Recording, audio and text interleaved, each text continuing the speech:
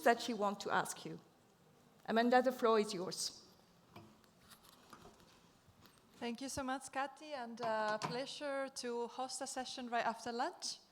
I hope that you save some space in your stomach to digest the content today. And I'm sorry, I used the same joke yesterday, but I think it's worth it. Okay, first things first. So last year we had an opportunity to run a session on the case for sustainability reporting, where there was a lot of conversation about the conceptions and misconceptions of the reporting exercise. We had a lot of chat about due diligence and the connection with the reporting exercise, about transparency as an enabler of impact, and about the value of sustainability reporting. And I'm very excited now because we will have the opportunity to dive a little bit deeper into those messages. So the purpose of this session is twofold. On the one hand, I will want all of you, by the time that you leave the room, to agree on an understanding of what we understand for reporting with impact. And the second thing that I would like to is that by the time that you leave with some insight into how to enable reporting with impact practically. Let's see if we manage. But first, I would like to start with a couple of lines on the context to put everyone on the same page. So, well, sustainability reporting is becoming a reality, is fast catching up with financial reporting. And actually, the 2022 report by KPM on sustainability reporting shows that, shows that of the largest 250 companies in the world, 96% of them actually already disclose sustainability data. And this figure is only predicted to increase with the recent ESG reporting requirements in China. We at Amfori are supportive of the trend. We see it as an opportunity for companies to operate in fair terms, to compete in fair terms, to build capacity, to increase efficiency, strengthen the due diligence exercise. But we are also aware that there is a risk that the reporting exercise is actually seen as a tick-in-the-box exercise, and therefore dragging resources from the actual doing of the company, which is the due diligence. And this morning, my colleague Valentina, she had to leave, but she made a very good point in the session. She said due diligence goes beyond reporting. And I would like to build on that message by saying, actually, reporting goes beyond reporting, or at least reporting as we conceive it. So, and this is the last thing that I want to say. Here is where transparency plays a critical role, because we see transparency as a key enabler of impact. Impact externally on building, for the companies to build trust for their stakeholders, for companies to be able to benchmark themselves and compete, and also to compete in fair terms. But very importantly, and this is something that we would really like to see more in the discussion, internal transparency. Knowing your impacts, knowing your supply chain, being able to prioritize and allocate your resources efficiently. Okay, so they said I wanted to check that everyone is on the same page. So I think we can run a quick exercise. I will ask everyone to take out the phone and scan the QR code here, and it should take you to a question. That's two questions, actually, that I would like you to respond. And being aware that it's not an easy question, I will give you a few seconds to think.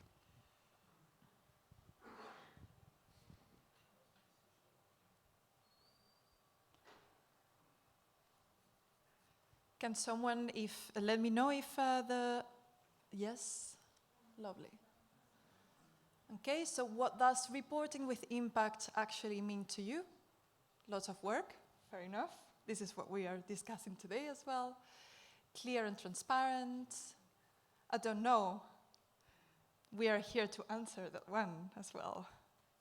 Thanks for the honesty. Honesty. That's a good one. Okay. Decision making.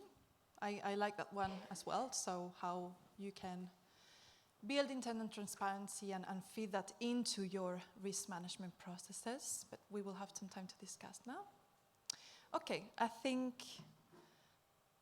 they are typing, so I'm going to give 10 seconds.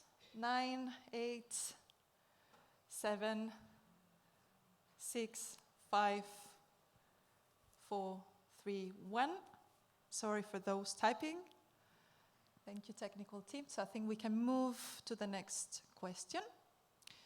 And the next question is, what conditions are necessary to enable more transparency? So to put it simple, what's still needed to increase transparency?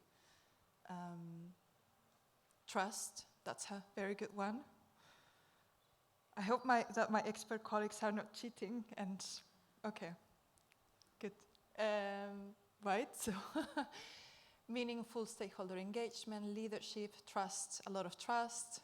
I think we can all agree that that trust will be an important message for the session. Technology collaboration, okay. Buy-in from all stakeholders, yes, and absolutely we will have a rich panel to try and agree and drive a little bit the definition of what reporting with impact means. And I'm just checking the timing. Okay, I think we can give a few seconds more, so maybe 5 seconds to wrap up.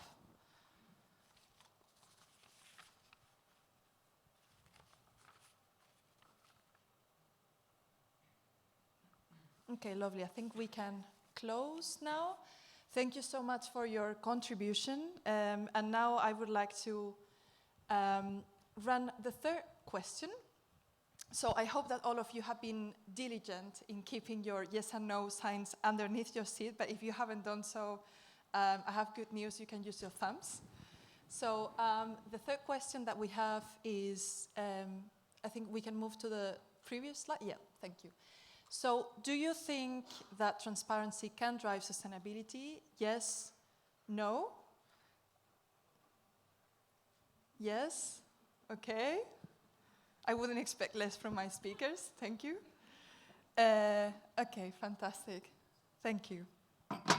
So without further ado, I think now it's the time to capitalize on the different profiles and expertise of our speakers. So I'm very excited to present a rich panel that represents actually all the fronts of the reporting ecosystem. May I ask all the speakers to join us on stage, please?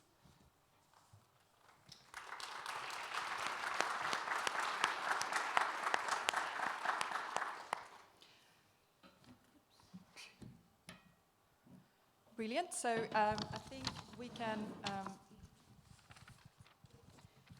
So I will follow the order, but the order doesn't really matter. What matters is it's the message. So Lauren, I'm very happy to have you with us today. Lauren is the social compliance specialist at Action, and she currently focuses on supply chain transparency, social compliance, and environmental compliance. But I must say that you're also a very active and trusted member of amfori, and lately in the multi-tiered project, so hopefully we can leverage the conversations that we have in this session. Uku, you are, just gonna cheat a little bit. So you are Sustainable Finance Policy Officer at the WWF European Policy Office. Your focus is on corporate governance, accountability and reporting, but you also have interesting experience in the climate insurance sector and also a little bit of impact reporting. And I know that WWF has also been a fundamental contributor to the reporting standards from the CSO side. Fredre, you are leading on value chain and governance at EFRAG, a lot of work for you. And you are the lead on also the recently published guidance on the value chain.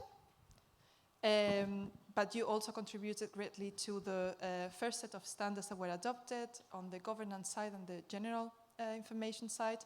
And you also make the bridge with the financial reporting pillar.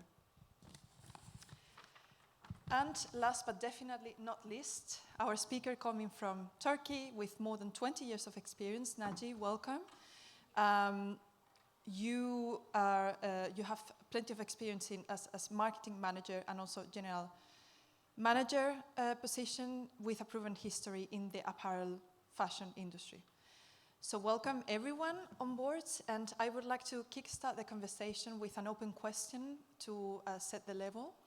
And because of the session of today is about impact, my question to you is, what does transparency, reporting with impact mean to you?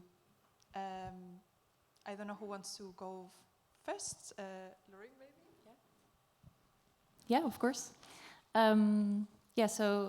Hi everyone, it's good to be here. My line of work, I focus a lot on supply chain transparency. So I'm responsible for actually gathering the information that we have to report on in the end. I think for us, transparency is one of the biggest challenges that lie ahead. So I can tell a little bit later about what actually we've been doing, but I think sustainability and transparency, they go hand in hand. So before we heard in one of the panel sessions that governance is the foundation for sustainability, but I think I might disagree there. I think transparency is actually the foundation for sustainability. And especially looking at these complex challenges that we're looking at in the supply chain, and whether that's climate footprint or biodiversity or child labor or forced labor, these topics are already so challenging to solve when we have all the information that we need. And then imagine trying to solve them when you don't have all the information you need, when you have only half of the picture. So transparency, in my opinion, is the foundation for sustainability. Hi everybody, very happy to be here. The slides, the input to the slides actually stole many of my answers. Transparency to me, it's about honesty, it's about trust, and it's about relationships. And to bring a very personal example, my wife and I have been together for 13 years, and I'm absolutely certain that we would not have such a healthy, such an ever-growing relationship with two amazing toddlers running around our house if we would not openly, transparently, continuously share with each other what are the things which matter to us, what's going good, what could be better, what are our goals, what are our dreams. And I feel on the corporate level, it's roughly the same, that a company, only by being transparent, can have healthy, long-term, value-bringing relationships with its employees, with its suppliers, business partners, investors, customers, communities, where they bring value to. And transparency obviously doesn't mean that everything has to be good. I mean, all the relationships have their struggles, so the things can also be unsatisfactory, as long, and it's important that the company is honest with what are its shortcomings. It commits to improving, and it lives up to its commitments. Now, very briefly on the preconditions or enablers of transparency in the corporate reporting context. I mean, the question is, what kind of transparency? And the question, in my view, is not about the abundance of information. It's about the right, high-quality disclosures. And for this, it's absolutely important. You know, the most critical pillar is that the company is able to identify those truly relevant material sustainability matters. And that's a strategic exercise which requires really understanding, assessing what is the role of and what is the value of the company to those different stakeholders. And an important part within this is obviously to talk with everybody and build those relationships. So transparency is about healthy relationships. So when you asked this question, I thought, I could get really philosophical about this, but just in brief on transparency itself, as somebody who grew up in apartheid South Africa, where I was lied to for the first 20 years of my life, about very fundamental matters such as that we are all equal and we are all worthy of human rights by my leaders, by my parents, by my family, by my teachers, I have a very strong affinity for honesty and for transparency. So I just wanted to give that as an important part, because I really think South Africa was liberated by democracy, but also by transparency, because we didn't have freedom of the press and those kind of things. If I talk about reporting with impact, the one thing I want to highlight is all these external things that we spoke about, which I think is really important for the external stakeholders. But I also think that transparency is very important internally for people to really understand what they are busy doing to their customers, to their suppliers, to the world around them. You know, we're talking about resources, pollution, all these other nasty things. But to understand those, maybe to come up with better ways to improve how we do business. And then fundamentally, that we can really shape and rethink our business model. It really worries me that boards have not been discussing sustainability for the last 10 years. Some of them only start now. Now, if that is the only accomplishment of CSRD and ESRS, then we have succeeded. Because it is really fundamental that the transparency goes beyond just talking and to action, and then that we're honest about those actions, including the uncomfortable shortcomings, unfortunately.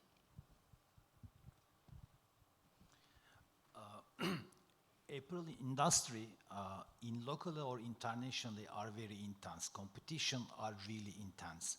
So our line of work, long-term relationship with the customers is pretty important.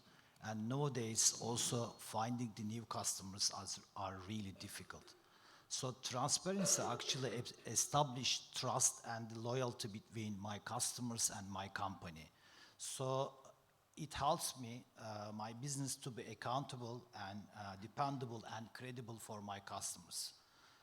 The last 2 years, it's really difficult, and also the transparency helped my company to be trusted by my customers.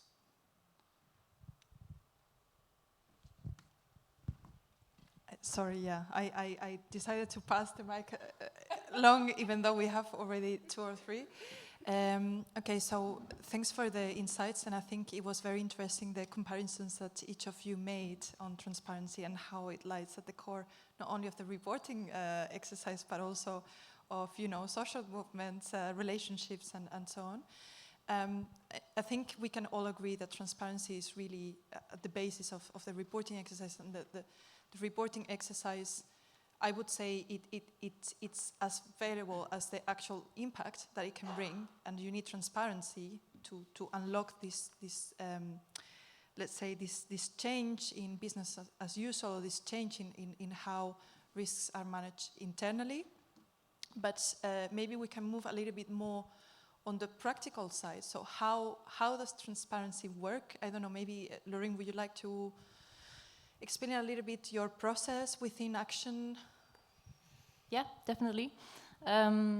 So to explain the process, I think I'll go back 3 years in time, because 3 years ago we set the target to have 100% supply chain transparency of the final assembly units. So that means the first producer basically in the supply chain.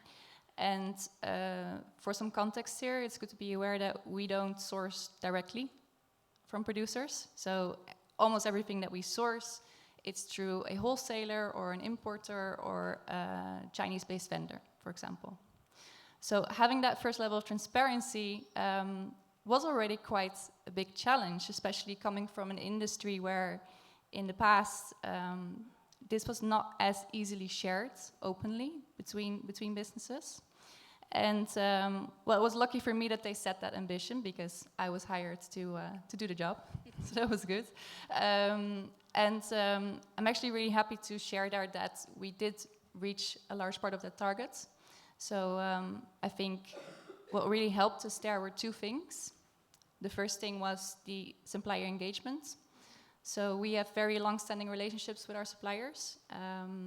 And I think also the trust that's in that relationship is incredibly important, because we are talking about quite sensitive information sometimes.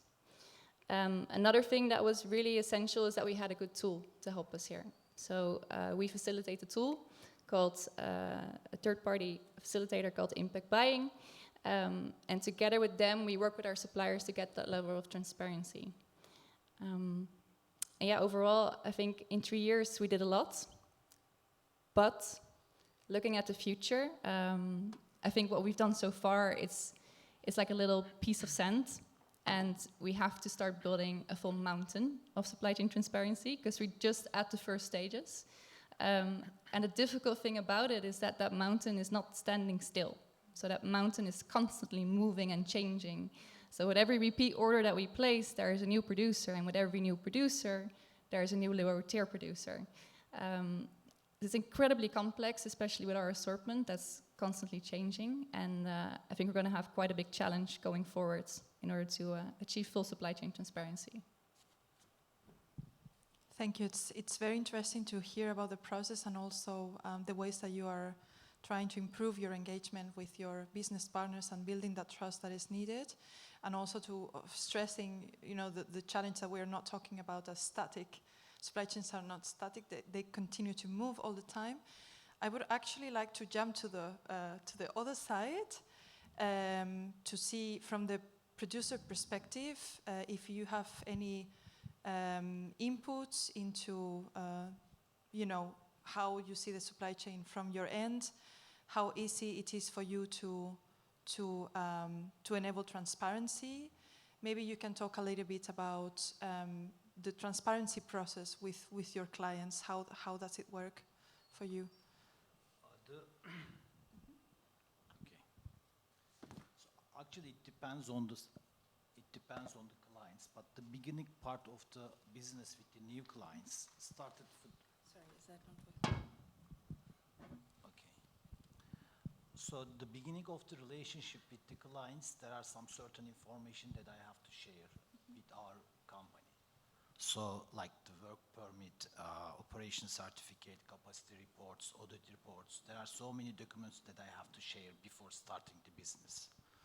After starting the business, so all of my customers, they want to have full report for their orders, the stage of their orders. So the dyeing, fabric dyeing section or cutting section, the shipment date, planning date, they want to have full information from us. Some of our customers also, they want to have the where the fabric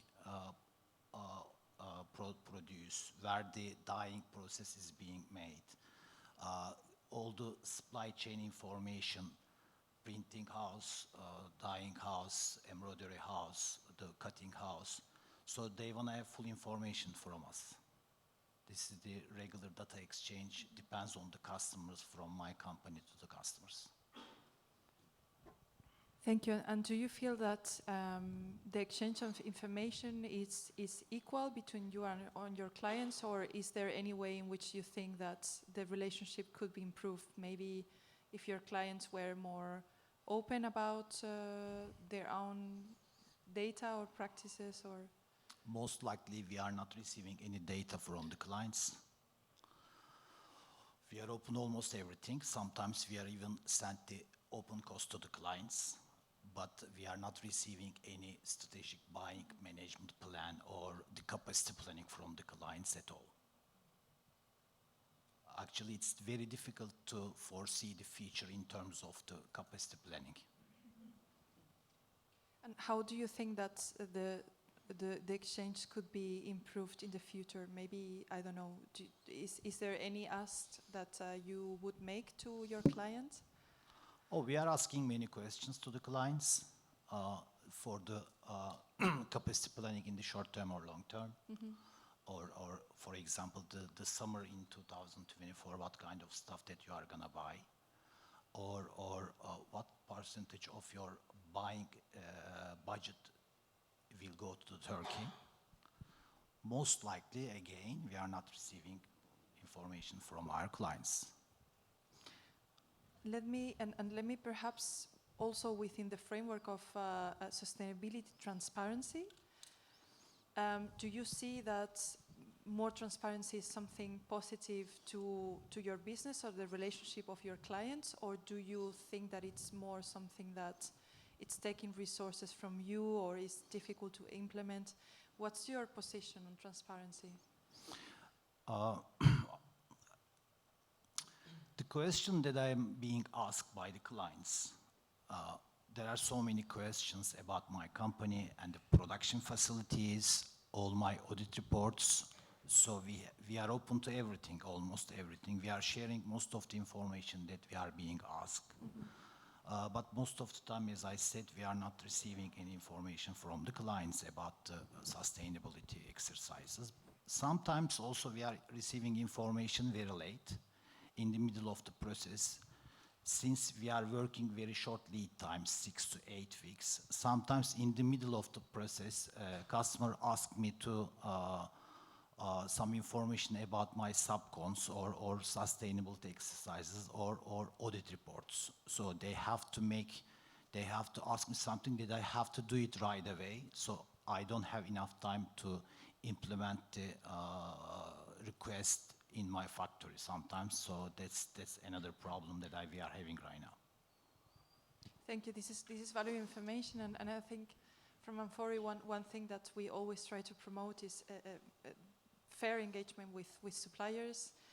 We also provide a lot of capacity building for them, and of course, if I should say one thing, is leading by example. So of course transparency works both ways, and yeah, I think you mentioned also that you are building longer term relationships and trying to bring producers on board as well, and this is very important for building trust so data can be exchanged.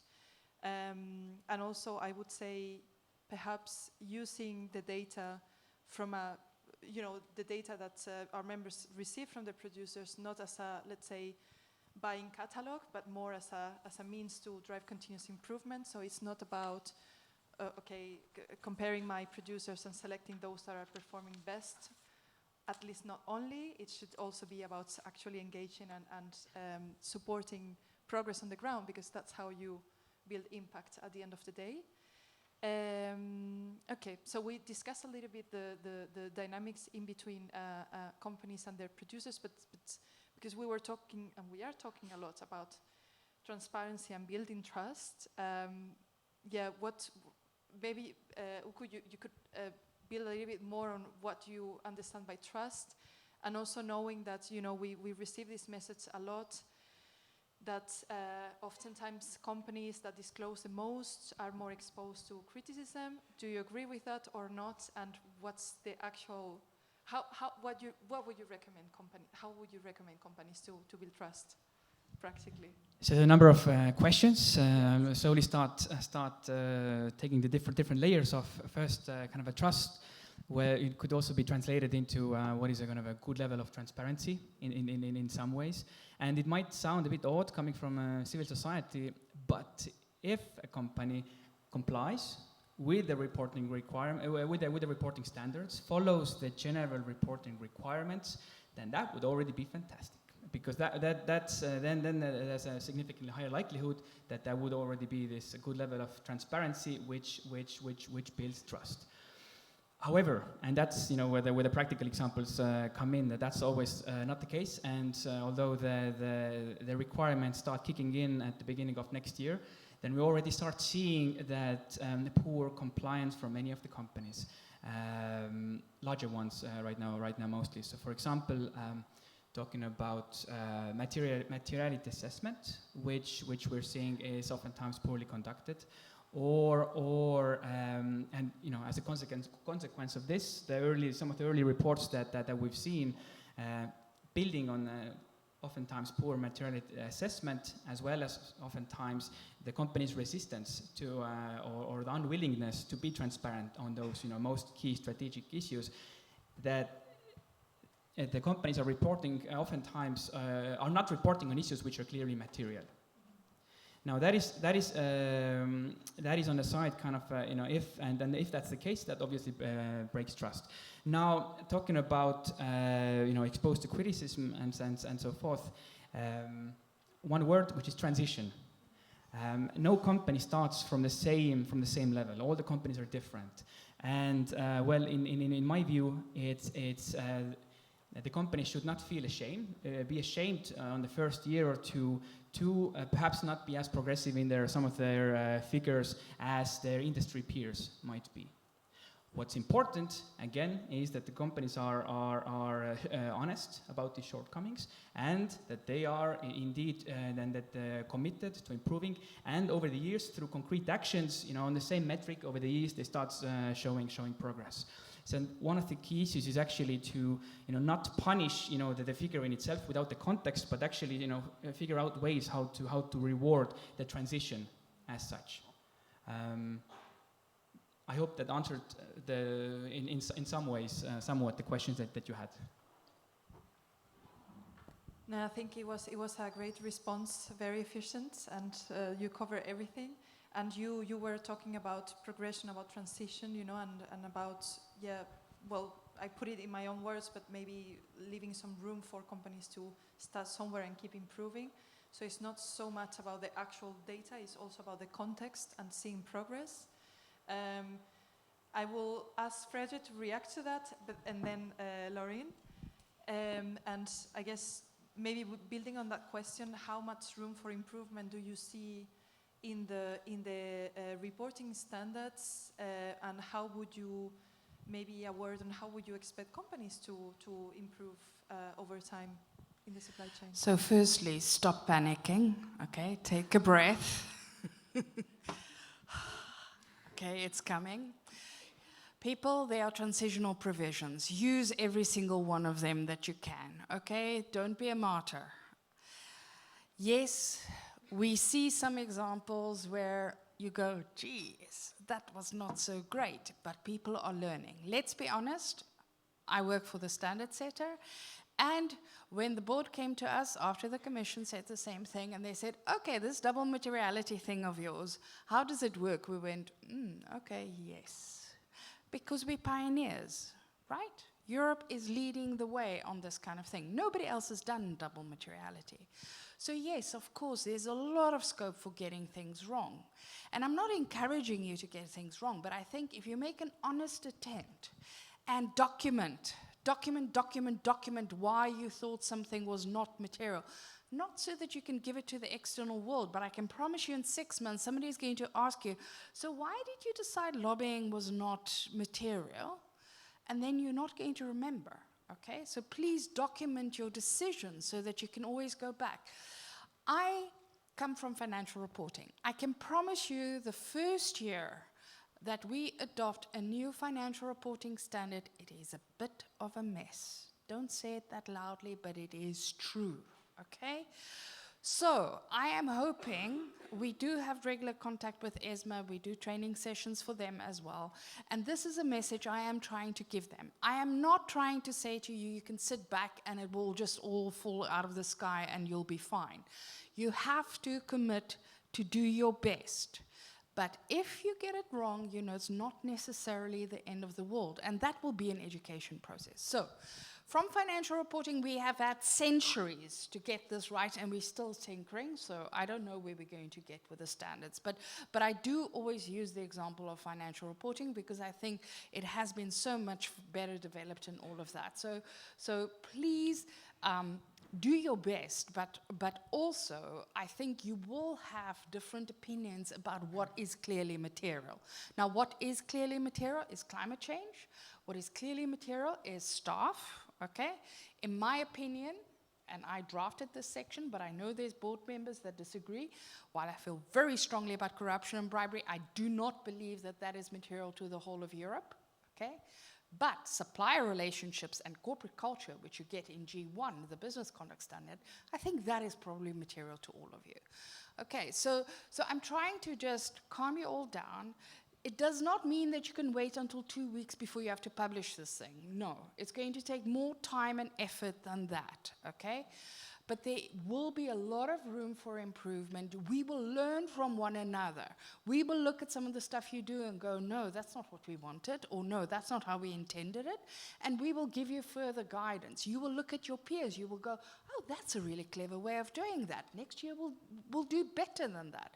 So I see it as a cycle of continuous improvement, and we're not going to get it perfect in the first 3 years. I have absolutely no doubt in my mind.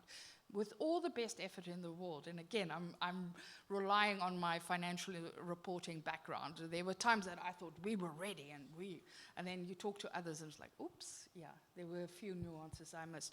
So I really want to stress that this is not a one-off process, and there will be improvement in the market. So you can't just think, oh, year one, now I have my sustainability report for the next 10 years.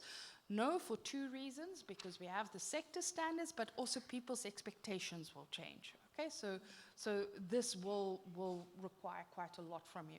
But transitional provisions, especially around the value chain, people, especially around the value chain, use it. And then, sorry, I do have to do a bit of a plug. You might have seen our guidance that Amanda mentioned. So we've got one on materiality assessment, we've got the one on the value chain, and then the third one, which is the data points, which people find really useful for their gap analysis. So use those. We are working on other guidance documents as well, but we hope that will also help you in the process. Thank you very much, Fredra, and definitely use the guidance. A lot of work involved there, and amfori also contributed by providing inputs. Okay, there was a lot of discussion about the materiality assessment on this side. Materiality assessment is really the core of the reporting exercise. You seem to... I'm happy to expand on actually the learning process just a little bit, because one of the key enablers is indeed, from our view, meaningful stakeholder engagement, which was really emphasized in the first panel and right now. And for the learning process, I mean, I've contributed to a number of surveys and interviews, which are part of the materiality assessment. And I'm just, quickly happy to, just a few pointers, kind of a learning point from my own view of how not to do a meaningful stakeholder engagement. First, don't consult with random stakeholders. Talking about mass surveys by some of the big companies which have gone out there. It adds no value to nobody. Any value to nobody. Second, don't consult relevant stakeholders on matters which are irrelevant to them. As an environmental organization, it's often, I'm not, if I have to prioritize some things, I mean, that is clearly biased if it's kind of cross-cutting all the issues. Don't forget to consult affected communities and stakeholders. That was the case for one big logistics company, I believe based in Germany just recently. Don't ask random questions. That is a very recent one coming from one financial institution in the Netherlands, asking questions that add absolutely no value to identifying those impacts, risks, and opportunities. Don't consider one-time high-level engagement as meaningful stakeholder engagement. Follow up. Show the draft sustainability matters that you identified. Be engaged with the stakeholders that you're consulting.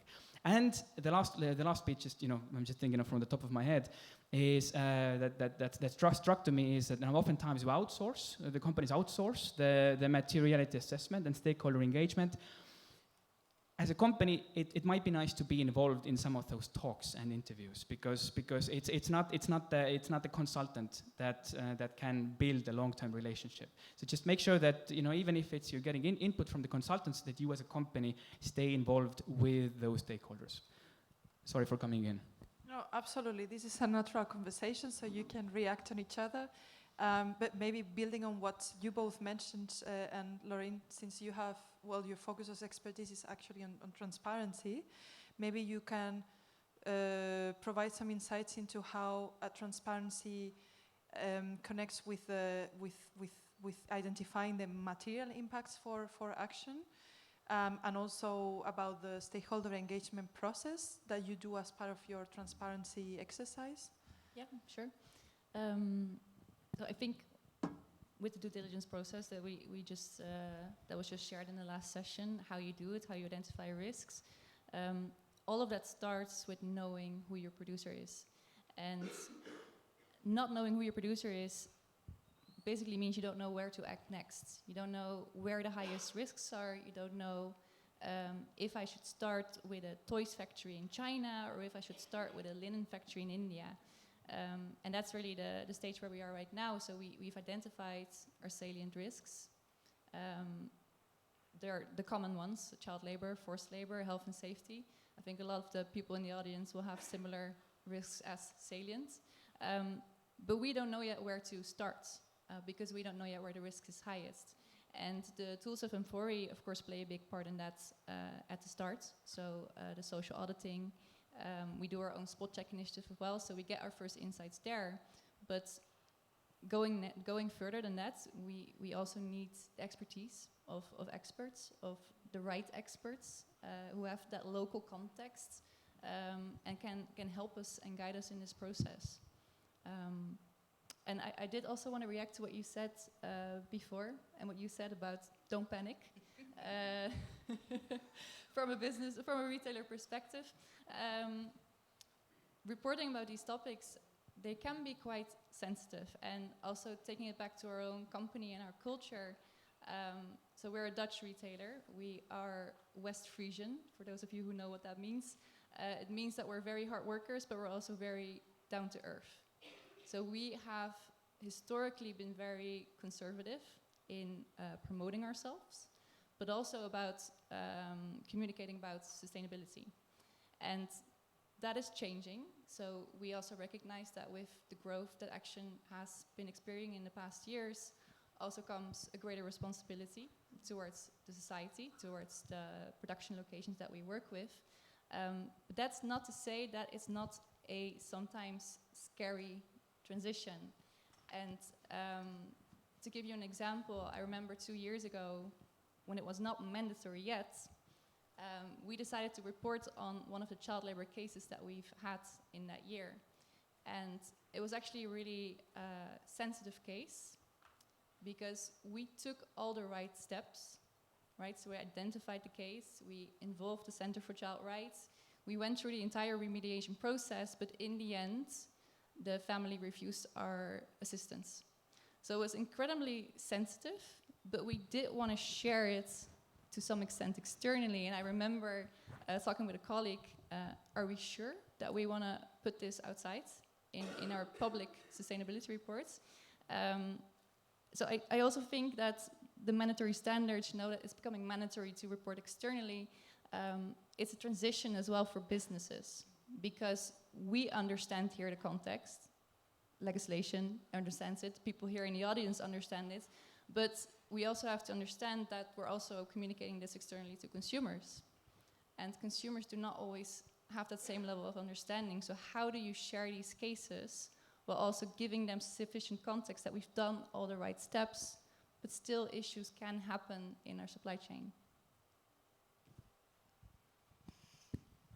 Thank you very much for sharing and also for being so open about this. I think what I mentioned before, lead by example, I think this is a good example. And I think we're a little bit over time the panel, but I wanted to perhaps address the last word to Naji, because here again we are talking about transparency as the basis for impact. We are, you know, Lorraine just mentioned that sometimes there is very sensitive data that needs to be disclosed. How, from your perspective, from your producer perspective, how do you feel about disclosing sensitive data? Do you feel that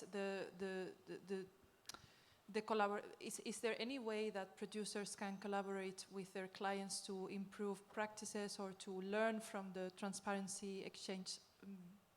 Maybe you can react a little bit on that.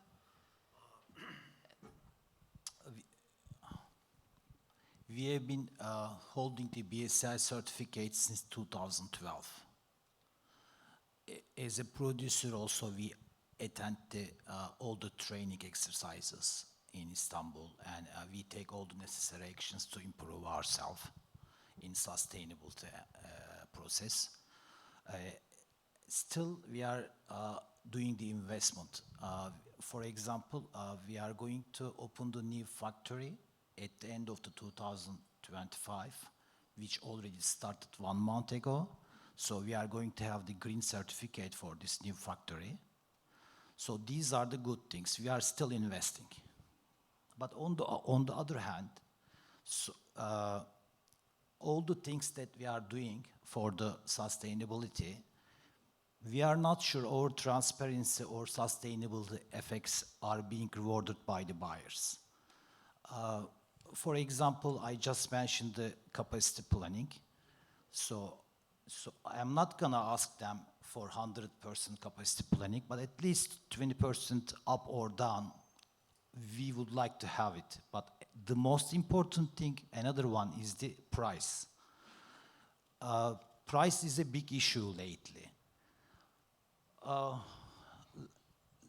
Let's say all the investments that we are making, but at the end of the day, everything falls down for the buyers to look for the lowest price as possible. So I don't think it's a fair. So the fair thing should be RPP price, responsible purchasing price from the suppliers. So the buyers shouldn't look at only the audit reports, ABC, and the price. So this is not fair.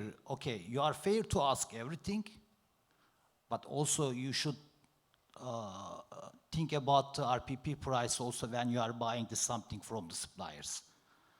So that's, I think, the most important thing for as a producer, the capacity planning, sharing full information, and the price of the price that you are looking for. Because you always in Turkey find the lowest price, definitely, but I am not into lowest price.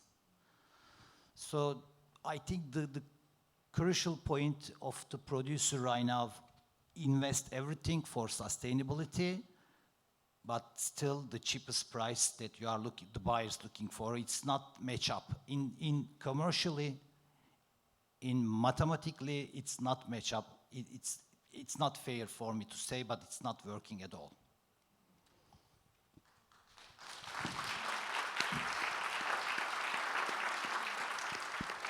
Thank you so much and for sharing. I think it's a fair statement, and it's great that you joined us, because I think in those debates sometimes we can have a very Eurocentric perspective. And I mean, yesterday I was in a meeting, it was, last week actually, about deforestation, and there was one of the organizations that made the point, there's no sustainability without fair purchasing practices.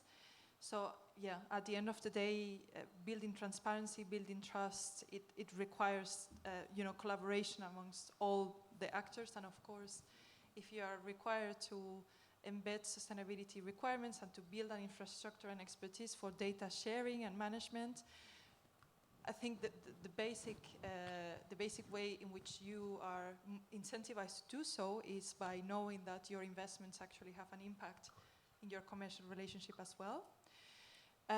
So we are over time still, of course, but maybe, I don't know, maybe you want to, if any of you wants to share some final thoughts, we can take a few seconds. Or everything was well discussed? Okay. So then with that, I would like to conclude the panel. Thank you so much for sharing your perspectives. I enjoy a lot putting together, the civil society, company in Europe, producer, and of course the legislator perspective. And now I'm excited to mention that we have a little surprise for you. So voila. At Amfori, one thing that I hope you know, is that we are lucky to have our experts on board as well. Not only experts, but also wonderful colleagues. So Jean-Marie and Rafaela here on the first row have agreed to contribute to bring an extra layer of practicality to the session. Rafaela is our senior sustainability expert on traceability, and Jean-Marie is our senior sustainability expert on climate change. Of course, the work is interrelated, so expertise doesn't end with that. But with that, I would like to run a quick exercise. So Jean-Marie and Rafaela will stand up and pitch a case study that they are happy to offer to the audience. And then your role will be to decide which case study you want to hear about. So unfortunately, we don't have time to show both. And the winning case will, thank you, the winning case will jump on stage and present. So I don't know, this is not, you're being too quick. Rafaela, would you like to go forward? And yeah, I think we can wait a little bit to hear what they have to say. Okay, so welcome everyone to the second part of this session. Happy to have you here. If you want to take these 30 seconds to stand up and make your digestion of the lunch slightly easier, because I know after lunch meetings can be a bit tiring for us, please feel free to stand up while you vote, while you watch the pitches. But I want to quickly tell you that my objective here is to work with you a little bit more on what traceability means for transparency and for reporting with impact. So if you want to know more about this topic, how you could take some steps there in this journey, how this is connected to your due diligence process and to the activities that you do here in amfori, vote for this case, and I will be happy to talk more about this with you slightly later. So that's a very short pitch, but yeah, let's see what you prefer, and happy to be here with you. So I was about to say that it was not needed to pitch climate change as an important topic because everybody knows it is, but I see this is completely losing now against traceability, so maybe I should. And what I was about to say more is that what we can discuss, what I can also cover in a few slides and a few thoughts, and we can then discuss later, is the touch points between impactful reporting and transparency, and also impactful climate action from a company.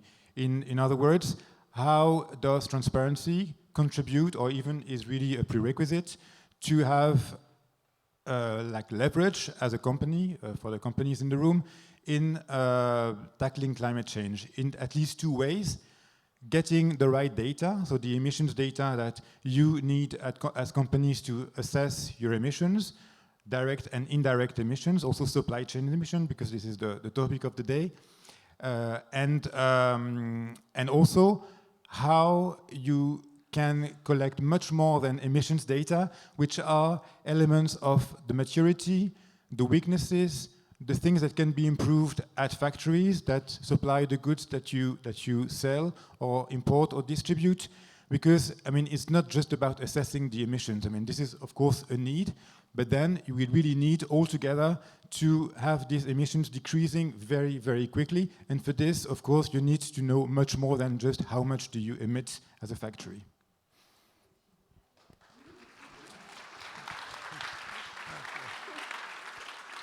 Thank you so much for your effort to condensate the whole presentation in 30 seconds. I'm not sure how impactful was the last bit, but for the good or for the bad, I think if we can show the results again of the voila. So I think, yeah, it got a little bit more balanced, but still, Rafaela, the floor is yours, and thank you both of you. Okay, that was fun. So thank you for choosing this topic to be discussed now this afternoon. It doesn't mean that the other topic is not relevant. It's actually super connected as well. We work as a team, so it makes sense that it's also top of mind. So, but due to lack of time, we're going to focus here more on the traceability as this enabler of impactful reporting. So the first slide that I have here is just a definition that came on what an ideal transparency would mean. So when we talk about supply chain transparency here, we are talking about knowing the supply chain. And we could even go beyond and think about value chain, because this is also something that it's moving in our context as well. But knowing first the entire supply chain, and not knowing the suppliers list, but the impacts, the risks, and the opportunities that are linked to those suppliers. It's part of transparency. And beyond just knowing and having it internally as a company or as the sustainability team inside a big corporation, is having this information disclosed to relevant stakeholders. And relevant stakeholders should assess this information through reporting, official reporting now that is mandatory by law, but also by meaningful stakeholder engagement as it was previously discussed. So the correct information, the information that is needed, needs to assess the people that need it. And this is part of this supply chain transparency concept.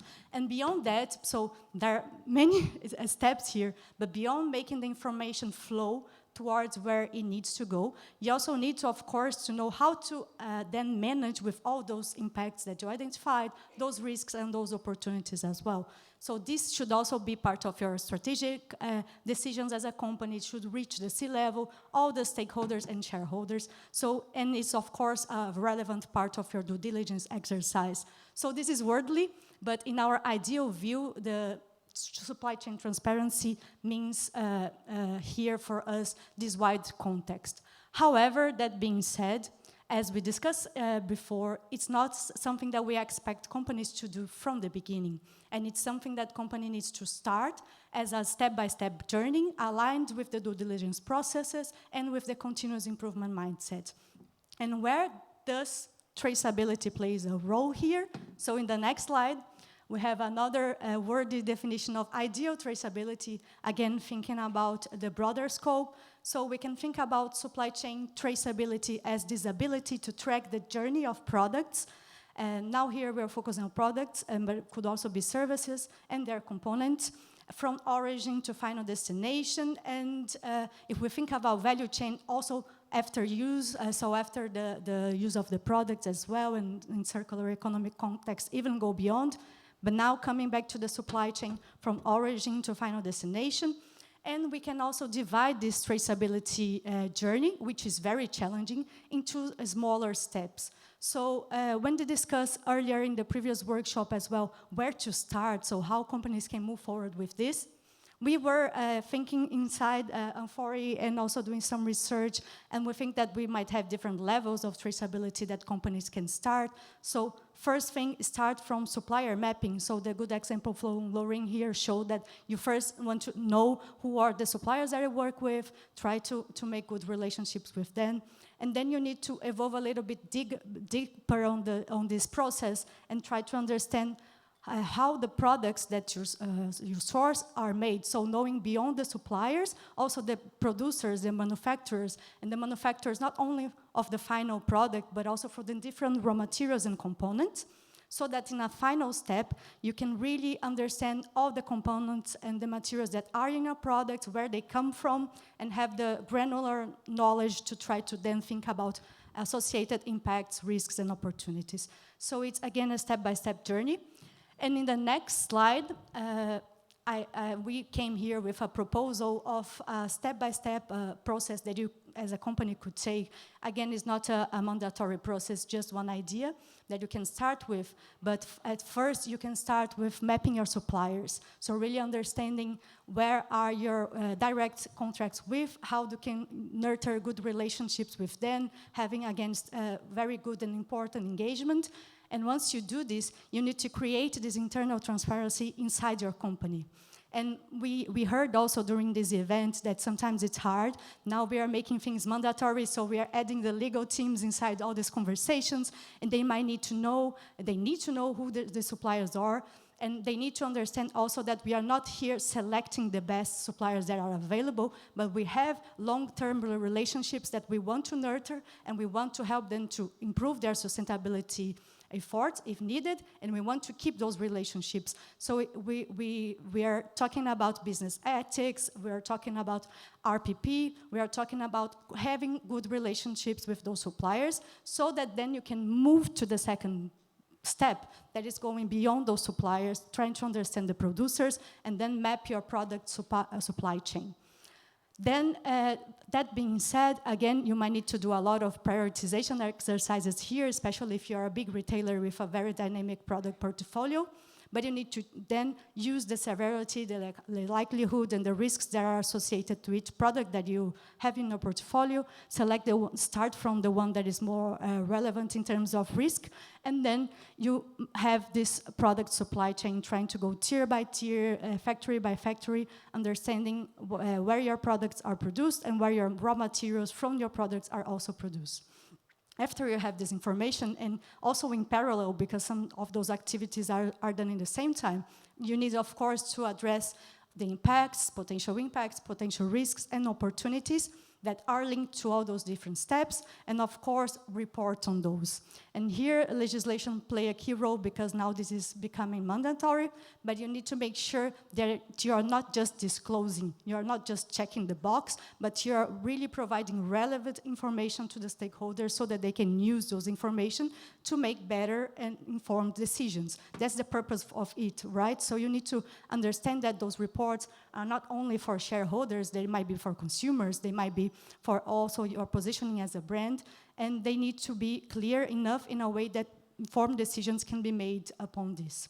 And once you have this external transparency, you need, of course, to improve and repeat. We are not going to get this perfect in the first time, and everyone will learn from it. We will learn from it as amfori. You will learn from it, and the different legislators, and everyone will learn from it. And then the idea is that aligned with your due diligence process, and with the continuous improvement mindset, next cycle, you're going to do the exercise again. It's not, again, a checklist, but then you will probably need to change your priorities depending on the market. You are going to try to establish better and longer relationships as your result. So your previous reporting exercise will give you already hints to improve your materiality exercise that was done in the beginning of your due diligence process, so that it's completed as a cycle of due diligence and that you can then enable transparency that is impactful. So moving to the other slide, I talked a lot, I know, you probably know all of this better than me, but then we have also, of course, lots of challenges associated with all of this. I would love to have a long discussion going into details of all those challenges, so I'm also available to catch up later and to hear from your personal challenges as well, because they also give us inputs to improve our tools and services here at amfori. But one thing that we hear a lot here, some things that we hear actually the most, are the complexity and the dynamic of supply chains. So as Lorraine said before, the mountain is not really stable, it moves a lot. So suppliers move, the product portfolio changes, and then you need to account and make sure that you have a manageable way of doing that and managing the salient risks that you have, and also impacts and opportunities of your supply chain. Another challenge that lies there is the data and trust. So as amfori, we would try to support members with data, but you might need to get data from different tiers than the ones that you have on the platform. So at our side, we are trying to improve on this topic as well, to make sure that you can map beyond your tier 1 in the amfori sustainability platform and get more data.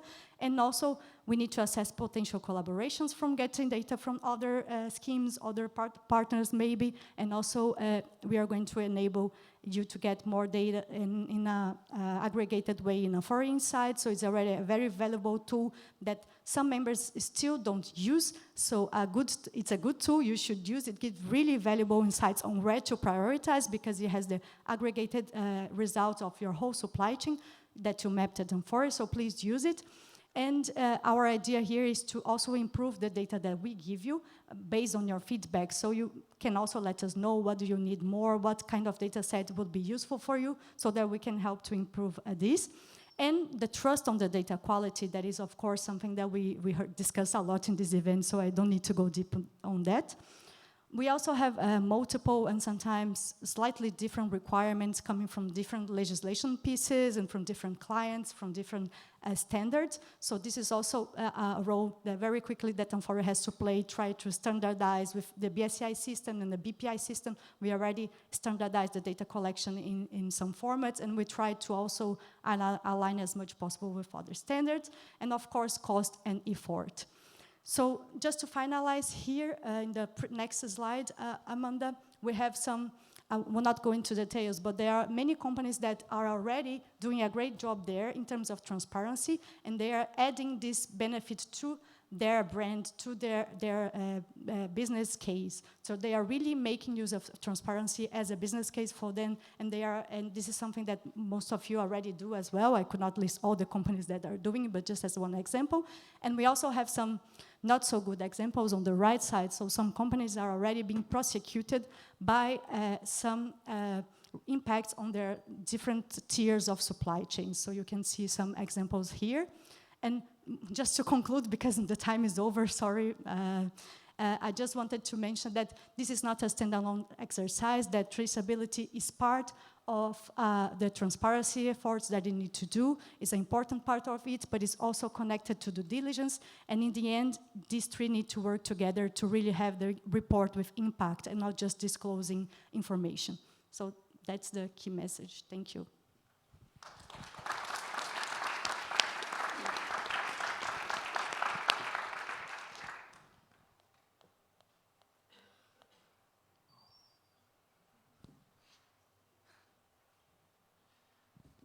All right, thank you so much, Rafaela, for bringing the practical expertise into the conversation that we had in the panel, and how, again, this is not a mandatory process that Rafaela was talking about, but this is based on amfori expertise, how we see that companies can progress in the transparency journey. And also, she very much stressed how transparency underpins the reporting exercise and also the due diligence exercise, because I think we all agree again that reporting is about the doing at the actual change that it can make.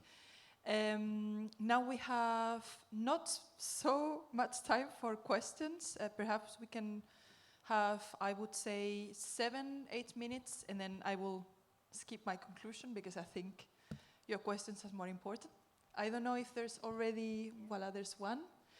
And just heads up, the questions you can ask the panel, but you can also ask our experts here on the first row. So everyone is in. Hi there, all good evening, good afternoon.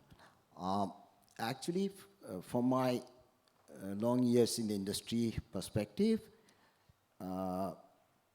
manufacturers are a little bit in confusion regarding the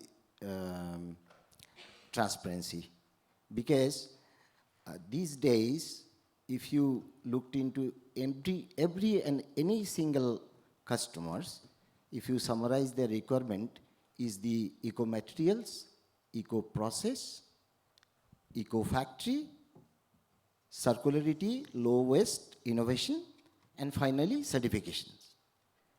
So having all this discussion and all, end of the day, customers demand for the certification, which actually manufacturer has to achieve or sometimes buy. So my question is, so what should be the stance for the manufacturer? Is it reporting or the certifications? Thank you. So if I understood your question correctly, is that your clients expect many different things from you, and you want to know if the focus should be rather on disclosing sustainability information or getting certification? Yes, all through 5 points. If I talk about eco-materials. Sorry, can so? Yep.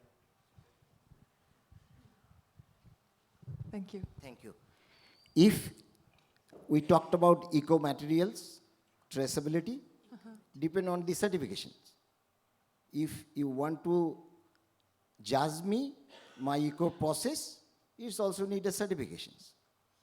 If there is eco-industry, you must need a certifications. Customers only rely on the certification. So having all this sustainability report and data and transparency, but end of the day, we need certifications. So I just want to say that when we talk about reporting, I think my presumption was that it depends whether you are within the reporting regime in the EU or not. So do you fall within CSRD, and do you have to do set 1 this year or next year or whatever? Are you a listed SME? We're working on those standards, okay? So If you don't have to report, I wouldn't, okay, frankly speaking. But we have this mandatory regime in the EU, and so we're just trying to help people to think about the positive aspects around transparency in the reporting. Now, if you fall under both, I don't really have an answer for you, if I'm very frank, because in the end, then the certification is to help with your customers, but let's be honest, the reporting is about compliance, right? The law says you have to do certain things, so you do certain things. And then the certification might help you then to deal with your customers. I just want to be clear, and this might differ from CSDDD. I know too little about CSDDD, I know that. But from an ESRS perspective, we do not require tracing yet. It probably will come in the sector standard. I can't preclude that. And so the certifications obviously is really useful, but it's not necessarily, again, from your due diligence perspective, you might think that that is necessary and needed. I'm just saying from a reporting perspective, we do not require reporting on that, okay?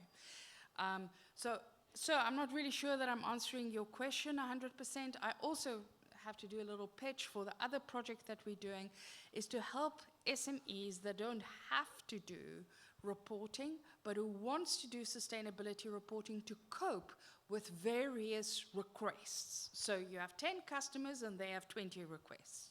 So the idea is that if you do a voluntary reporting standard, once that is done, that you can have that assured, or the auditors can sign off on some basis of assurance, and that you can then share that with various people and they can then use it. Is it a perfect answer? No, obviously not, but that is also how we're trying to relieve the burden for those who do not have to report under CSRD. Thank you so much, Frederick, for jumping in. And as a follow-up to that, I think this opens up another important point, which is that, yes, from a compliance perspective, perhaps the amount of information that you need on your value chain is not that much at this stage. Correct? We, from an amfori perspective, we try to support our members to continuously, again, we are completely aware that you need to start somewhere. This is not an easy process. Lorraine mentioned it before.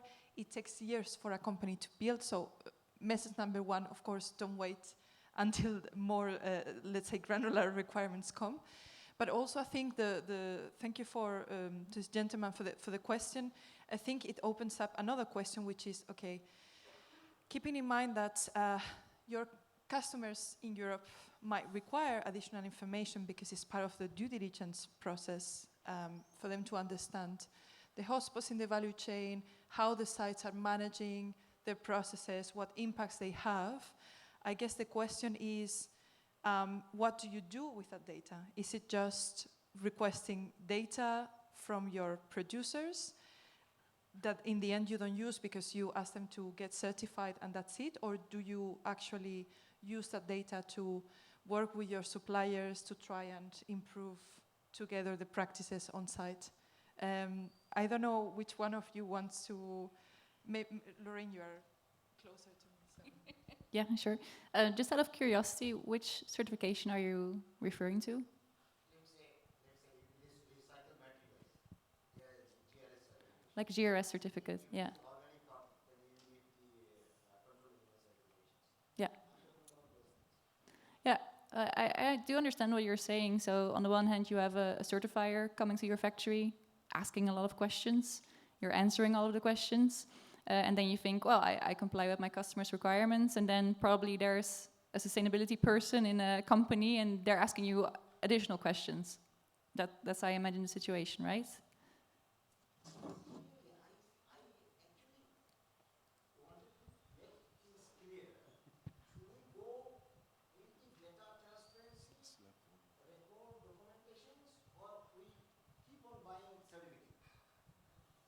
I think certificates and reporting will continue both to play a role. So certificates have their own purpose, of course. The primary goal of a GRS certificate is to have traceable, certified recycled material in the products.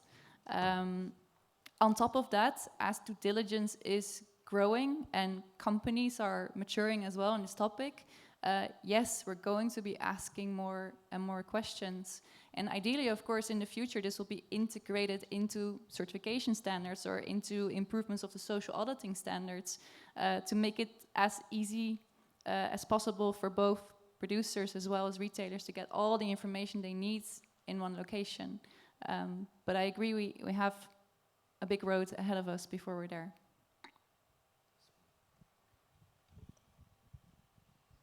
Thank you. I hope that answers the question. And we have 2 minutes left. There's one more question. Right. Well, trying to keep it short then. Interesting discussion. I was triggered by, I think, also the remark of Mr. Turkus, if I pronounce your name correctly, that there's a lot of transparency from the supplier side, but it's a one-way transparency. We are talking about impact reporting. I think there's a lot on status quo. So my question is also to what extent will double materiality as well also lead to, well, I think a fairer pricing to incorporate all costs, because ESG rights compliance is coming with costs, will be embedded. And yes, I do understand it's a negotiation process, so I'm curious to hear about it. And maybe also from Laurien, how do you, based on your double materiality and your assessments through factory audits, but other means as well, you adapt, I think, also your purchasing practices accordingly to lift the standards and to come to more sustainable production?